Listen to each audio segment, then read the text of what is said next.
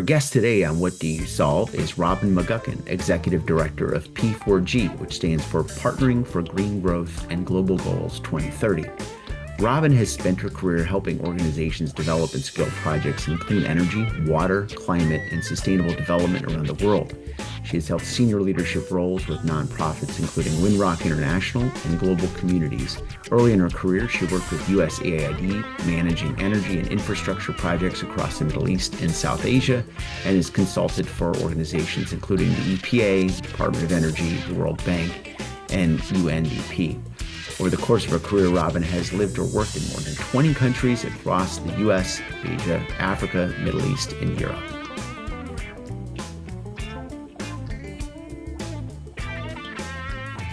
Welcome to the Climate Hive podcast, What Do You Solve? Where we sit down with global game changers on climate. My name is Kevin Drolet, aka KDRO. I'm here with my co-host and co-founder Mike Higgins, aka Higgo. And we're excited to jump right in today with our guest, Robyn McGuckin, who is the Executive Director of P4G.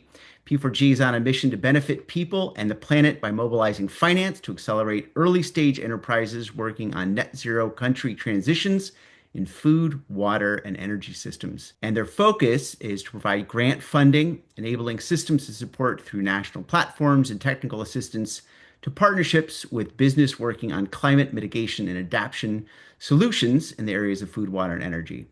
So Robyn's going to tell us all about it, and I'm going to kick it over to my good man Higgo to get us started. Thanks for showing up, Robyn. Appreciate it. Thank you so much for having me. Yeah, Robyn, we're so excited to have you and to have this conversation today. So I'll get rolling with, I'll start at the top, as they say. Tell us a little bit about P4G. How did it start and why?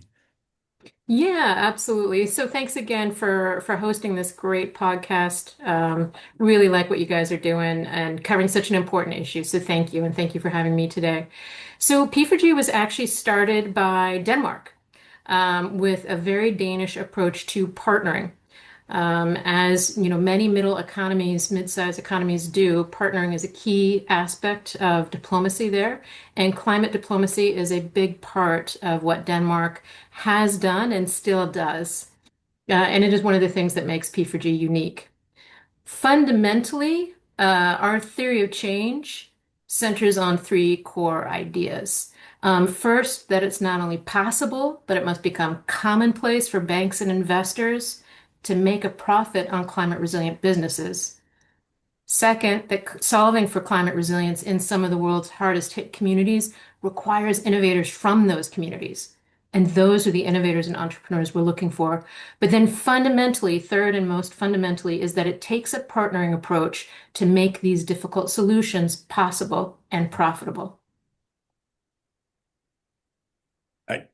I think that's so right with all the companies that we've been talking to. And, that the climate conversation can drift away from the need to be profitable, it seems, so I know that that's been such an emphasis with you guys and the support you give entrepreneurs.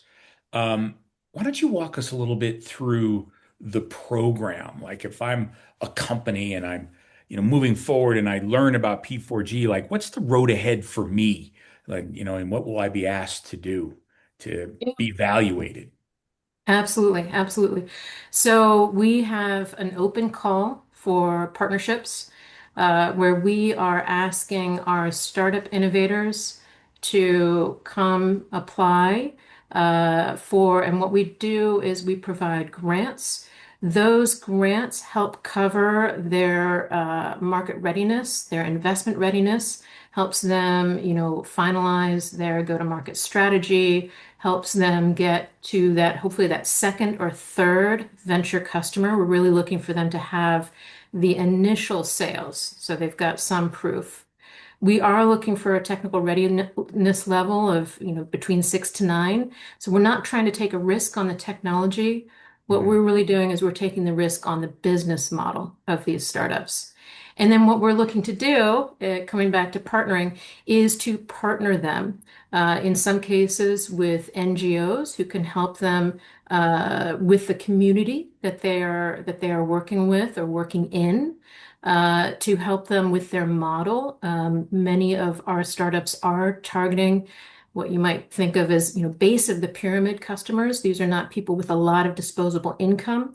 So pay as you go and other financing solutions are really critical for them. Also partnering with NGOs and think tanks that can help them overcome the marketplace barriers that they face. Because we're working, and I think most climate startups are, in energy, in agriculture, and water, these are some of the most heavily regulated sectors. And so our startups are often, unfortunately, at the tip of the spear in trying to change those regulations. And I think, in that valley of death, that is often the reason why death occurs. So the other part of what we do when a startup comes in is we're looking for them to have a pretty good, I mean, obviously a really good understanding of the marketplace, but then as a consequence, a pretty good understanding of the barriers that they will be running up against. Whether they fall into, say, let's hit a high tax clause that will be unaffordable for their business model. Or, I mean, some of our startups, there's not even a checkbox for them to register their business in country because no such business has ever existed.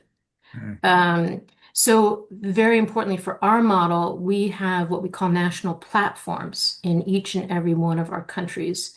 And our national platforms are a public-private partnership with key government entities and key private sector entities that serve as an entry point for a network that can help our startups and ourselves and the NGO or think tank that we partner them with to understand those marketplace barriers, to do studies and analysis on what kind of shifts would both benefit themselves as a business, benefit others that will be coming in as well into this sector, and ideally benefit the country. And what we find as a result is that P4G has become a place where our member country governments see us as an opportunity to operationalize climate policy, where every government is looking to, how to attract private sector investment in the right way to grow their economy. They're able to test some of those policies on our startups and see in a very real-time manner the pain points that might arise from what may seem like a really well-intentioned regulatory or policy shift, but in practice then has either positive or negative effects on the bottom line of that company. And in talking about partnerships, so just P4G has facilitated 135 partnerships across the countries that you work in, and so low and middle income countries. And you have some other amazing accolades too. So 18 or 11.8 million tons of CO2 emissions reduced, which is amazing. 211 plus $1 million in investment leverage for these startups of these countries. 1.6 million people positively affected through expanded access to services. So, really important work for, the countries that you pick, because it's kind of interesting, right? Like when I was looking at it, it's like, okay, it's Denmark. So it makes sense, start in Denmark, but then you have like Ethiopia, Indonesia, Kenya, the Netherlands, Republic of Colombia, South Africa, Republic of Korea, and Vietnam. And so it's kind of interesting, like why those countries? Like why are those the countries that pick? Are there going to be more countries that you're going to work within, and that's sort of what you're starting with, or how does that work? Yeah, so it is an interesting set of countries. It's a great privilege to be able to travel and work with those governments and the innovators therein. Um, those countries were picked for a couple of reasons. One, they are all mid-sized economies that have tremendous potential for market growth. Even a country like Ethiopia that is on the more on the least developed scale, they've made some tremendous headway in terms of opening up, liberalizing their financial systems. They have a super dynamic and growing population that really values education. So we're expecting great things. And this is part of the targeting of the countries that are our members. The other thing is in looking at the marketplace and looking at the total investment, venture investments that are going into the broader marketplace. only about 12% of global venture investing is actually going into the climate space um, in emerging and developing economies. But when we zoomed in on that 12%, what we found is that over 50% of that is in our partner countries. So when you think about that and just the sheer number of emerging and developing economies that are out there, that 50% is going to our six emerging member countries, emerging country members, that's really quite extraordinary.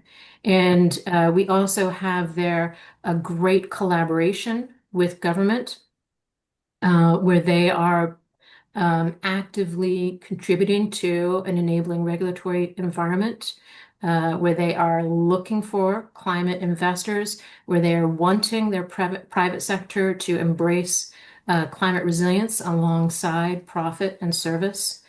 So that's why those countries.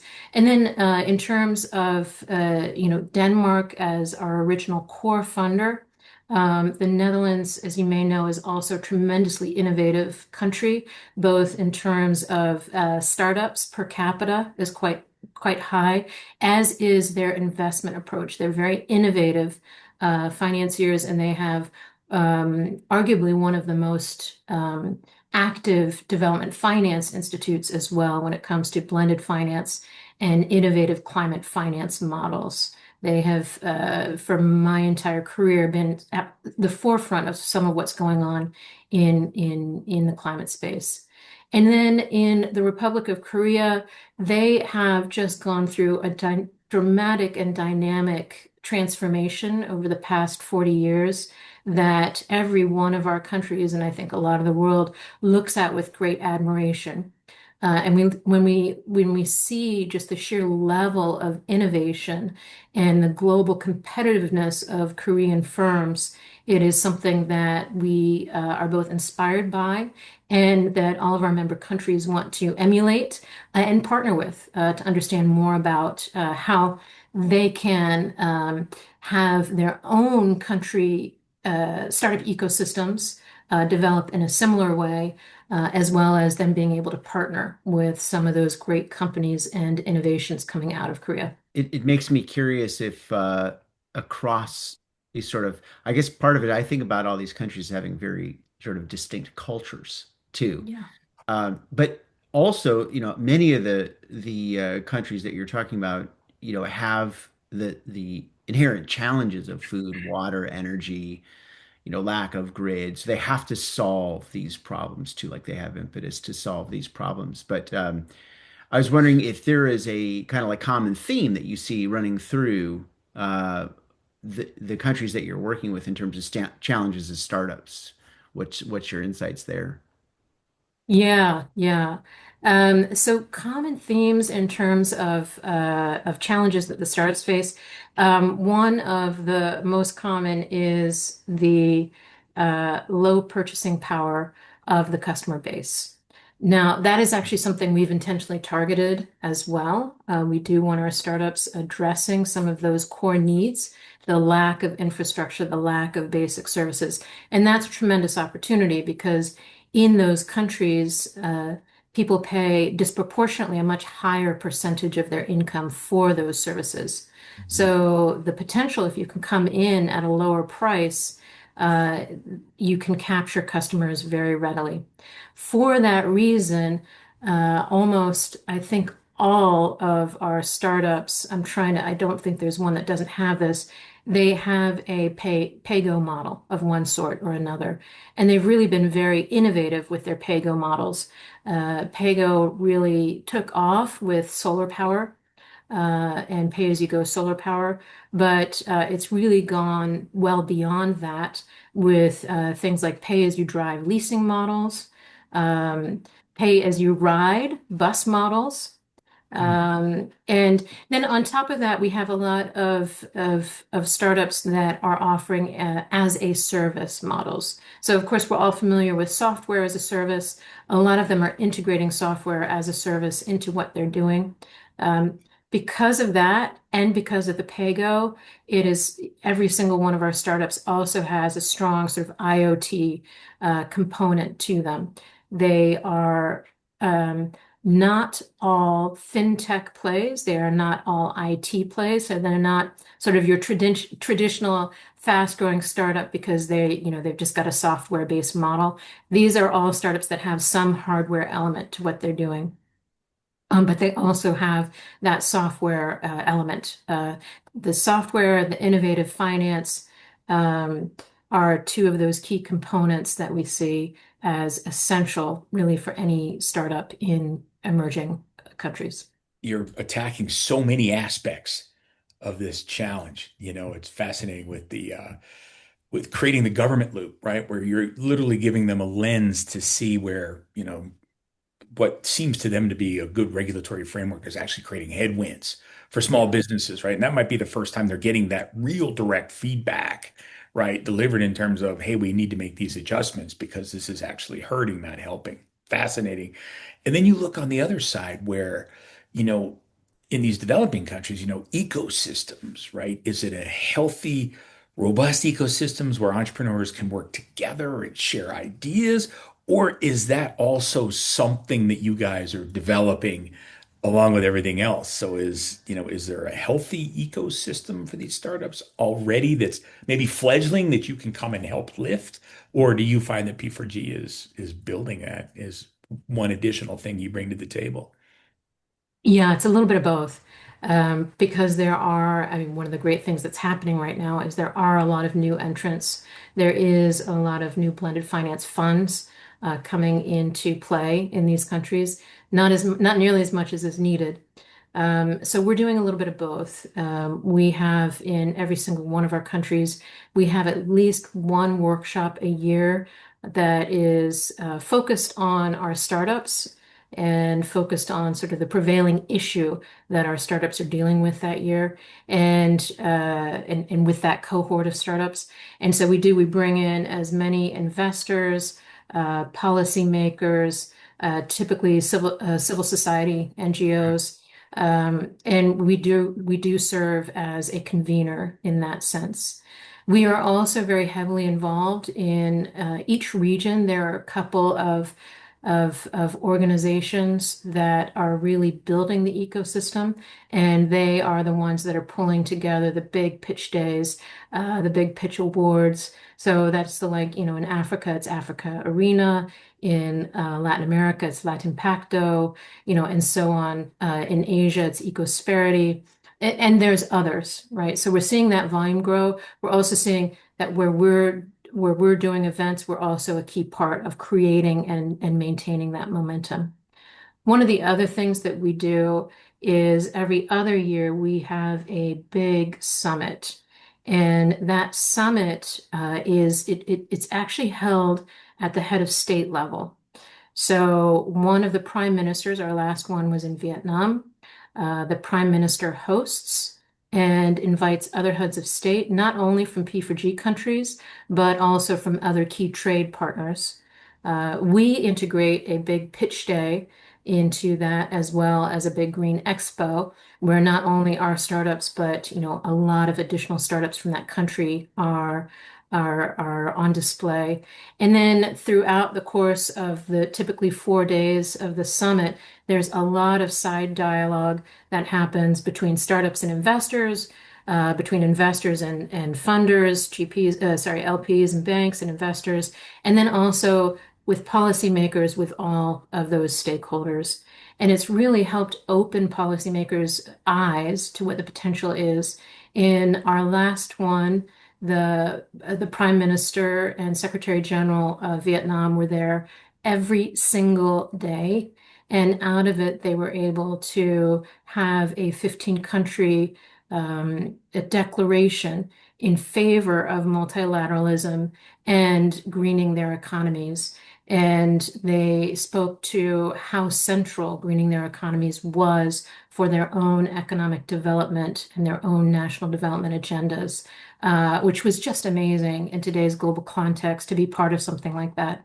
Think about those startups in that environment, right? Because there was probably nothing that existed prior to this that they could have participated in that had this kind of visibility from the ground all the way through to, the heads of state. What What existed before you guys had this tremendous idea and executed with it? Like, was it just a void? It really is a very unique space, bringing those stakeholders together and bringing them together at that level. Mm. Because, for example, the Prime Minister of Ethiopia was there along with several of his cabinet members, and he went and he visited every single Ethiopian startup that was there. They were able to talk about some of the regulatory concerns, issues that they were facing, as well as, the real benefits of their product or service. And then coming out of that, he basically tasked some of his ministers to say, get on this, figure this out. Don't do it in a way that's going to undermine the economy, of course, but figure it out. Figure out if this is a solvable problem. And in countries, Ethiopia in many ways can be very fast moving and very dynamic. But in countries where bureaucracy tends to be slower, having that kind of top-down attention can be tremendous. And moving at that pace is exactly what we need right now in order to address our climate challenges and our climate needs.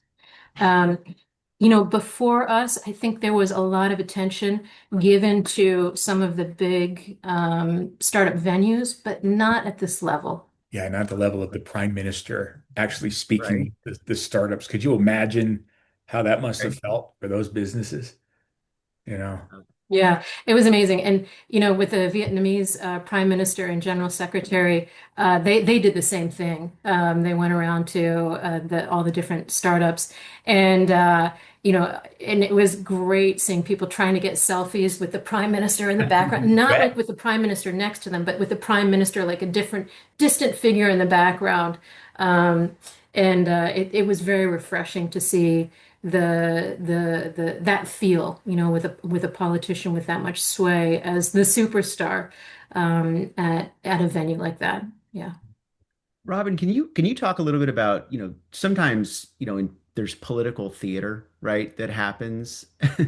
But obviously you're bringing like these critically important entities together. And can you talk a little bit about what's been the impact, or even if there's a story that sticks out where governments are getting involved and then they're also investing in some of these companies that are coming up? What does that look like? Because I know P4G creates, writes checks obviously for the startups and helps. But how does that work between private business, the governments getting involved? What's some of the stories there? Yeah, yeah. Well, Vietnam has gotten very involved. They passed two resolutions with agenda-setting frameworks that are really prioritizing private sector-led innovation. And then out of that, two government-backed venture capital funds were created, one at a national level and one specific to Hanoi City. And I think the next one we'll see is for Ho Chi Minh, which is really the business capital in many ways of Vietnam. Mm. So that's tremendous because we do need to see that the national banks coming in and providing capital into the slightly more risky play rather than going after the more safe and traditional investments that they have. Um, of course, in early 2024, we saw Ethiopia banning new internal combustion engines, which is really tremendous. I think it caused some concern on the global stage. But what it has done is it has sparked a 60% surge in EV purchases. And what Mm. they've done around that as well is they've changed the tax regime on importing knockdown kits because that's really what they have to do. And we now have some startups that are working on three-wheelers, basically auto tuk-tuks that are EV in a couple of the cities. And there's a wonderful startup that's working on two-wheelers in Addis. Two-wheelers motorbikes had been Yeah. banned in Addis, but they're looking at an exception to that for EV two-wheelers, which could be tremendous also for, the delivery models where anybody who can get that basic entry into a two-wheeler now has a job using that two-wheeler. Yeah. In Kenya, we worked really hard on the EV sector over the past several years. And through our startups, we saw some of the challenges they were facing. We had one great young innovator from a startup called Sunrun, and they came to our country manager practically in tears.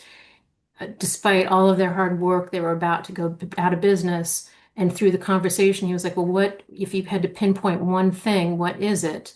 And it was basically the high duties on importing EV knockdown kits, Hmm. where importing those kits had been viewed more as a luxury good. So these, Toyotas, et cetera, being imported as knockdown kits. The government, so our country manager was then able to go to our national platform focal points and say, look, you have set EVs as one of your priority sectors for growth in Kenya, and probably didn't realize that this is a real barrier because we're not domestically producing these EV two-wheelers in Kenya yet. We have to import the knockdown kits. Um, and so through that, we were able to get a 15% reduction on the excise duties for importing those knockdown kits, which then made that one business viable. He was able to get everything in from the port at that lower duty, get those produced, and meet his sales volumes. And then we've seen a number of other EV motorbike companies coming in to the country. Um, we also had an interesting thing where Nairobi, Kenya, is, I think, between 80 to 90% renewable energy driven, the entire grid there. And Hmm. Nairobi has, because of the overall grid configuration, they basically have an oversupply of renewable energy, where at night, they're having to not use wind power even though it's available.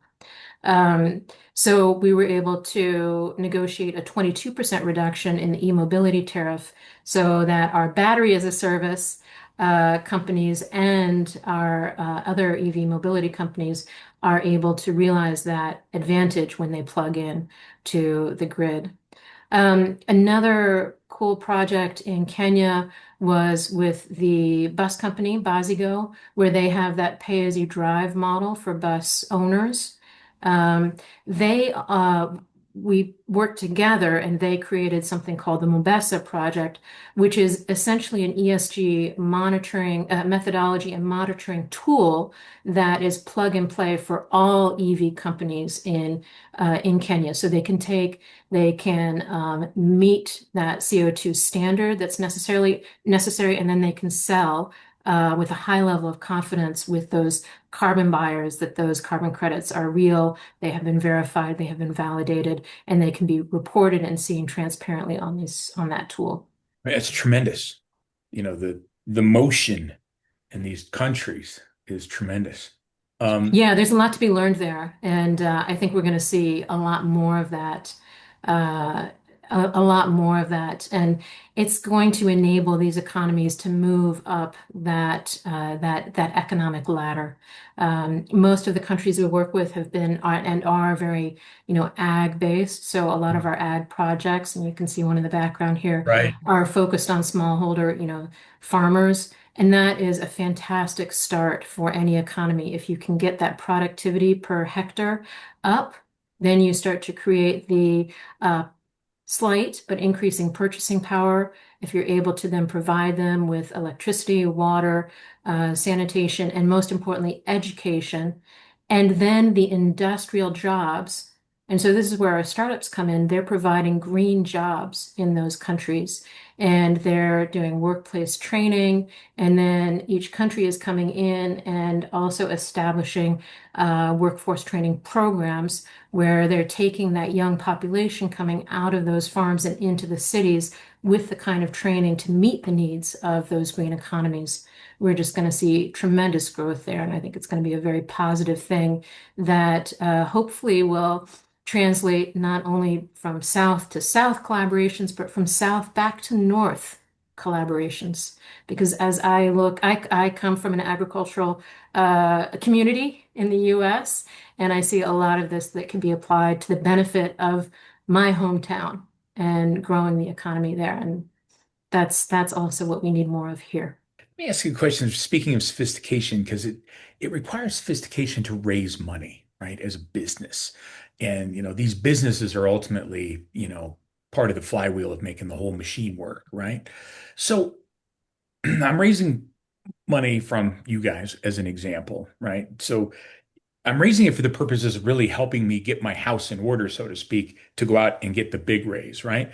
So is that a do it for me model with you guys or a do it with me model? Because I'm thinking about finance and all these things that are pretty sophisticated and thinking about a very early stage company and thinking, where do those resources come from? Yeah, absolutely. It's a great point. And they have to do it for themselves. All we can do is help them along and point them in the right direction, and give them some of the resources that it's then up to them to develop that sophistication, to develop that credibility through the on the ground proofs, and then go out to those investors. So what we do when we shortlist our finalists, we put them through an initial due diligence, but it's fairly light because they're not at a point where they can withstand an investor grade due diligence. Right. But then once they're on board, we do put them through an investor grade due diligence. We look at their data room, we look at their financial models. There's typically a lot of gaps and a fair degree of wishful thinking that are in these early stage startups, which I understand, I get it. But we're pretty, hard-nosed with them. And we have a contingency set aside in our budget because we know there will be gaps identified that neither they nor we foresaw. And then we basically hand them the findings, and we point them, in the right direction for the kinds of resources they might need to address those findings. And it's up to them then to address them. And we can tell a lot about the startup and how successful it might or might not be based on how they respond to that gap analysis. If they take it really as constructive criticism and they're able to then move out with energy and enthusiasm in addressing those gaps, that's a really solid indicator. One of the things that we're trying very hard to do or to not do is that grants in many ways can soften a marketplace. They can soften a business case. They can be distracting to a founder team when they start thinking about the cool things they can do versus Right. the hard things they have to do Mm. in order to be successful. So we do try to keep our grants relative as small as possible, and keep them very focused so that we're not having that effect, and then pushing them hard to then get in working capital as debt and equity so that they are really firming up and learning the hard lessons that they need to learn along the pathway to becoming successful entrepreneurs. Robyn, we haven't talked about you a ton, but you have a super interesting background too. And you've, I think, worked in like 20 countries. We found out you're a competitive cyclist, which tells us a lot about you that, you like to work hard. But also that in your early experience, you worked in field offices in the Middle East and Southeast Asia. As I understand, working on energy systems and infrastructure in places rebuilding after conflict, which I think gives you a very interesting perspective as you're working with these companies because you know like what it's going to take to get something done. You have that perspective. But I wanted to sort of give that as a frame for how important you have found climate ecosystems to be and why as these companies are developing. How does the integration is as an opportunity? So if you could speak to that, I think it'd be really interesting to get your insights on it. Yeah, absolutely. Well, yeah, thanks for that. Yeah. So I actually I grew up in developing countries as well. My mom was in the Foreign Service. Hmm. Um, and so I developed an interest at a very early age. But then we would come home to small town USA, rural agricultural community. Um, and my grandfather would drive me around and tell me about all the crops and what was working and what was not working. Then we'd go back overseas and I'd see things that were not working. So I was very inspired from an early age to do something about this. And Yeah, I worked a lot on energy infrastructure. I worked in post-disaster reconstruction, and as I got more into the world of business and the world of startups, it was sort of like I had to fail a lot. in order to understand more about what it would take to succeed. And that's what I saw in my early career. I just saw a lot of failures, both in what a lot of development agencies were trying to do, and of course, in post-conflict reconstruction, um, yeah, failure after failure. But what I did see is that where there were enduring successes, even in post-conflict environments, was where there was renewable energy. Mm, You think about, after a hurricane, when the infrastructure's been, because it was also post-disaster, not just post-conflict, mm, you have either a diesel generator or you have a some solar power with some batteries. The solar power with the batteries is not polluting, it is not loud and noisy, it is incredibly mobile, and you don't have a vulnerable supply chain. Those are all really positive things. And when I go out now to any of the cities in our emerging economies, the pollution, the air pollution is terrible. And you look at any of these economies, and a large amount of their foreign exchange is used in purchasing oil, petroleum. mhm. So Ethiopia, as an example, I think they have an annual budget. Their foreign exchange is $4 billion that they expend on bringing in oil and diesel. Um, Refined petroleum products. So it absolutely makes sense as they look to growing their economy. They are also paying to then import the vehicles that burn that, to import the diesel units that burn that fuel and pollute their cities. So it makes a lot of sense to transition, especially as we see solar and wind now come to a price point that is not only competitive with fossil, but lower than fossil fuels. It makes a lot of sense for them to set up that infrastructure and eliminate that source of debt, eliminate that source of pollution. So that's just very compelling. And then from an agricultural standpoint, the same is true. If you can build that resilience locally, where you have crops that are accommodating the shift in climate that we're seeing, where you have farmers that have the predictive technologies to understand what's coming down the pike. We had one example where our startup was able to save 400 jobs because they had the predictive software and the techniques to anticipate that a freeze was coming, how to preserve Mm, their crop in that freeze, and then be able to harvest at the end of the day. So the way I see it, it's not about green. It's about being pragmatic about the mm. future, being pragmatic in building businesses that are resilient no matter what comes down the pike or within reason, and are making a profit. Yeah, I would say we've definitely, it's funny, we've run into this same theme over and over and over again in the startup space, or the headwinds that are, here being in the US, but it's got to work. Like, the business case has to work, right? Like Yeah. it has to work. It has to be a solution provider.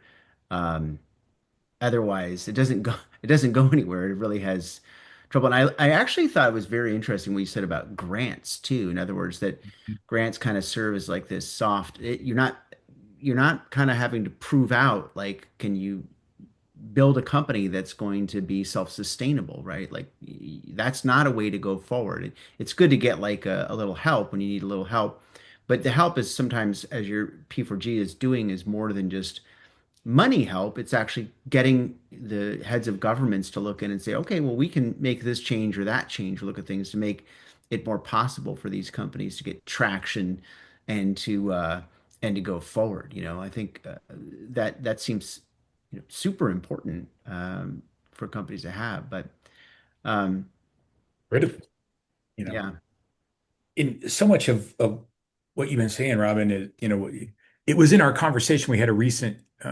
podcast with an entrepreneur in Nairobi, and his parents were small plot farmers, right? And his major objective was to build a business to create jobs for his countrymen.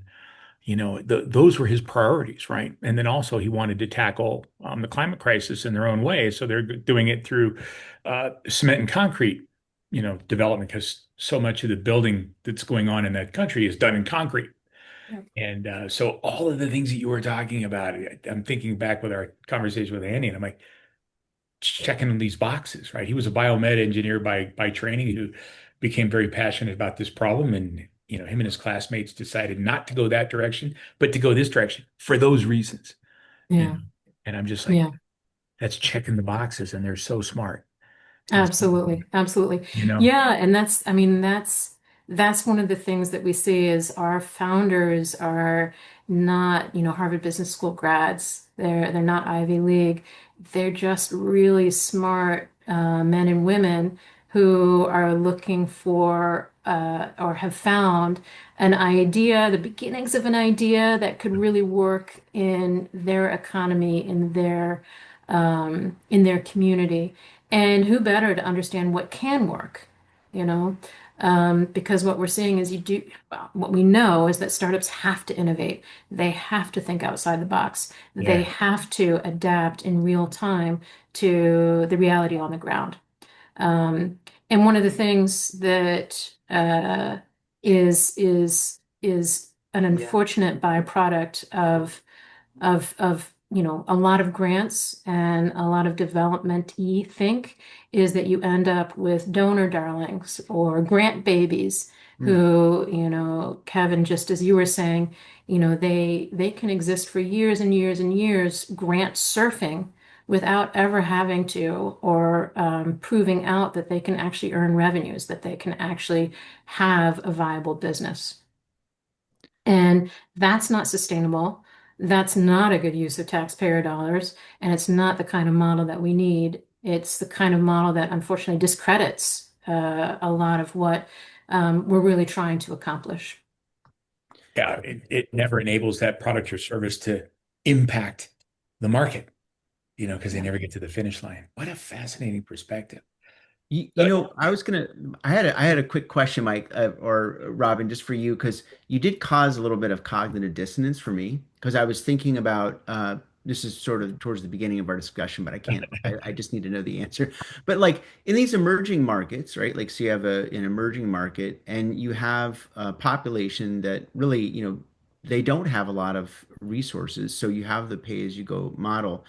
And for me, it's a little cognitive dissonance. Like, yes, these startups are going to actually be successful in these economies where people really don't have any money. And can you help me just understand, like, how does that work? Like, how does that evolve? Can you paint a picture of that?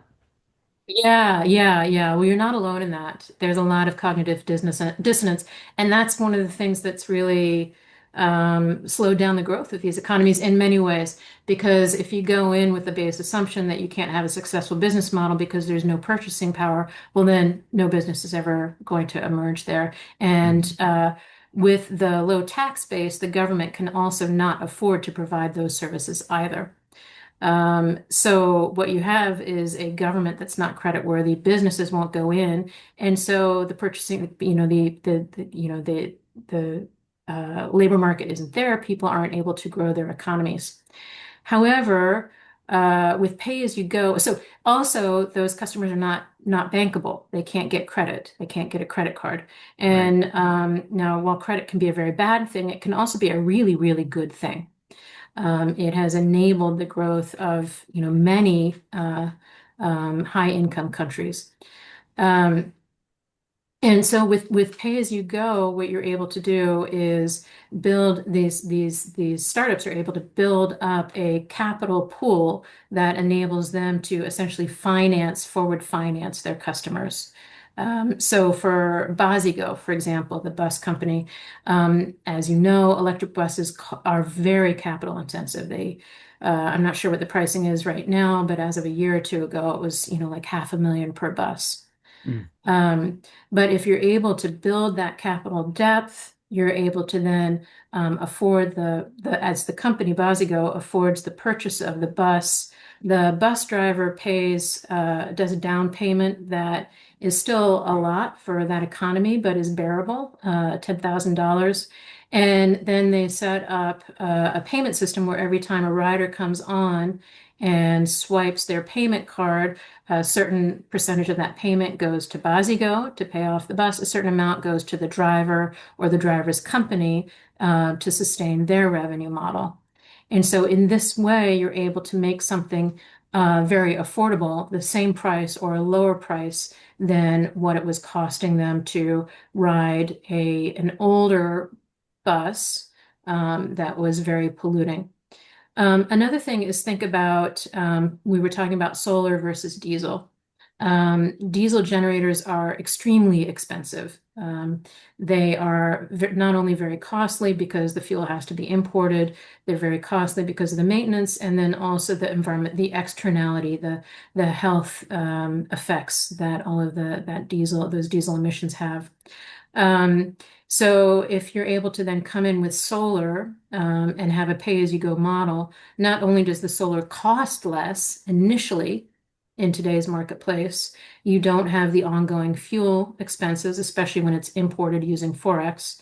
And then your customer has a high quality energy supply that is owned locally without that fuel burden and sustained indefinitely once that capital is paid off. So that's how our businesses are able to provide their product or service to base of the pyramid customers. And in doing so, not only build a profitable business, not only create jobs, but provide a product or service that's at a lower relative cost than what they were paying before, or maybe weren't paying because they couldn't afford it. But in many cases, the poorest communities, whereas we're paying, what, 3 to maybe 5% of our income at most goes to utilities. For them, it's 40 to 50% of their income is going for electricity, whether it's kerosene so that they can see, have some source of light at night, which is also very dangerous and also has a lot of harmful fumes, harmful emissions, harmful for health, just Yeah. basic human health. I'm not talking about climate at this point. And they're able to get it at a lower price. So this is how these businesses become profitable, work, and while providing a service that is a lower cost to those communities. It's a model that works, retrofitted. With as much as P4G has done and is doing, it's almost hard to ask, but I'm curious, like, what's next for P4G? Where's the next horizon with everything you've already done? Yeah, well, what we're looking at next is creating a fund where we will work in a relationship with a fund manager who can administer debt and equity alongside what we hope will become even smaller and more focused grants. We really want to do this to accomplish a couple of things. One is to harden up those marketplaces and to really make sure those businesses are taking on that equity and debt as early as possible. We're also driving investors into smaller ticket sizes, which they're not very comfortable with, but that is fundamentally what's needed. Mm. And then being part of a research institute, World Resources Institute, we believe very firmly in producing research that can change the rules of the game so that we can realize the necessary country transitions that benefit people, nature, and climate, right? So what we want to then do is not only increase dramatically the number of startups that we're able to put through our pipeline and process, we also want to see an increase in the capital base in those countries Mhm. so that we're strengthening not only those countries, but then from a continued technical assistance side, we're strengthening the startups and we're strengthening those country ecosystems. So we're then enabling many more startups to benefit from that. So that's what we're looking to do in the future. We want to increase the number of startups. And then ideally, we have a fairly modular model ourselves. So we believe we're ready to, in a sense, plug and play and get into other countries that are getting up to the right level to be able to do this themselves. Is there anything that we didn't ask you that you think you want people to know that you think is critically important, ground that we didn't cover in this particular show?